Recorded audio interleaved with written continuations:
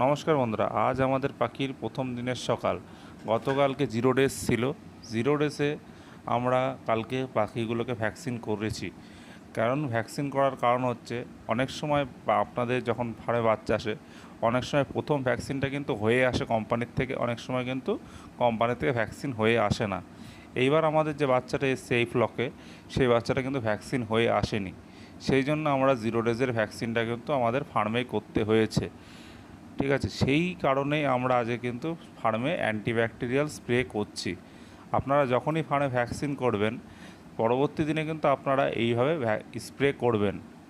Spray করার কারণ হচ্ছে আপনারা যখন ভ্যাকসিন করছেন, ভ্যাকসিনের কিছুটা অংশ হলেও কিন্তু মাটিতে পড়ছে কিংবা বিচুলির ওপরে কিংবা ধানের তুষে পড়ছে।